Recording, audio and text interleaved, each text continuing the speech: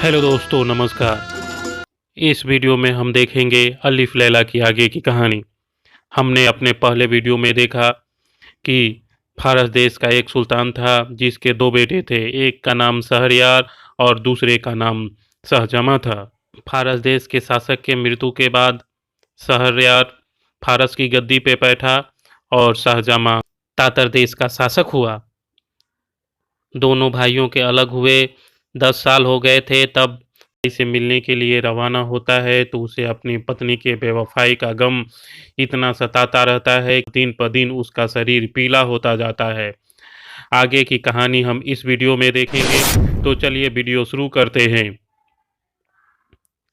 शहरयार ने उसकी यह दशा देखी तो विचार किया कि मैं शाहजमा से इतना प्रेम करता हूँ और उसकी सुख सुविधा का इतना ख्याल रखता हूँ, शोक सागर में निमग्न देखता हूँ। मालूम नहीं इसे अपने राज की चिंता खाए जाती है या अपनी बेगम का बिछोह सताता है। मैंने इसे यहाँ बुलाकर बेकार ही इसे शोक संताप में डाल दिया।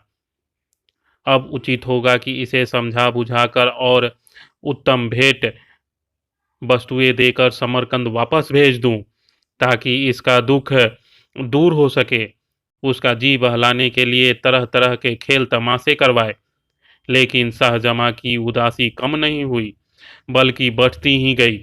फिर शहरयार ने अपने दरबारियों को कहा कि यहाँ से 2 दिन की राह के बाद एक घना जंगल है, इसलिए मैं वहाँ शिकार खेलने जाना चाहता हूँ। तुम लोग भी तैयार होकर मेरे साथ चलो। और शाहजमा से भी चलने को कहा, क्योंकि शिकार में उसका जी लगेगा और उसका चित्त प्रसन्न होगा। शाहजमा ने निवेदन किया कि मेरी तबीयत ठीक नहीं है, इस कारण मुझे शिकार पर जाने से माफ़ करें। शहरयार ने कहा, अच्छी बात है, अगर तुम यहीं रहना चाहते हो तो रहो। मैं तैयारी कर चुका हूँ, मित्रों के साथ शिकार के लिए जाता हूँ। शहरयार के जाने के बाद शाहजमा ने अपने निवास स्थान के द्वार को अंदर से बंद कर लिया और एक खिड़की पर जाकर बैठा।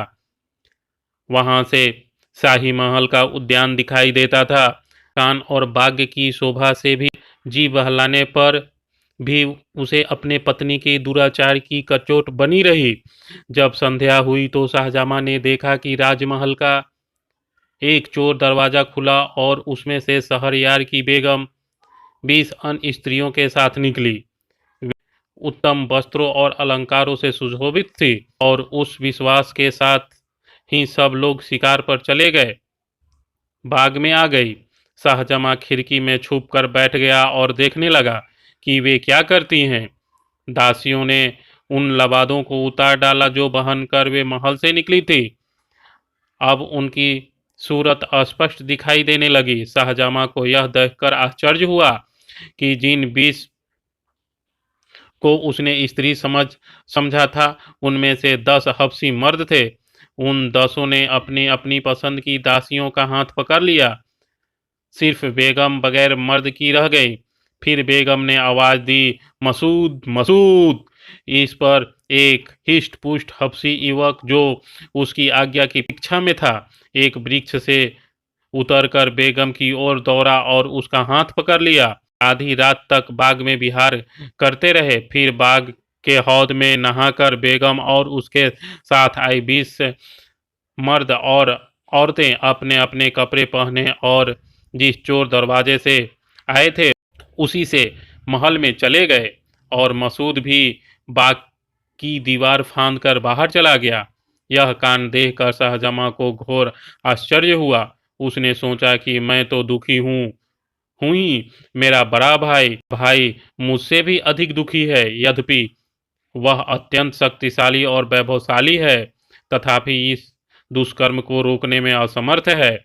फिर मैं इतना शोक क्यों करूं, जब मुझे मालूम हो गया है कि यह नीच कर्म संसार में अक्सर ही होता है, तो मैं बेकार ही स्वयं को शोक सागर में डुबोए रह रहा हूँ।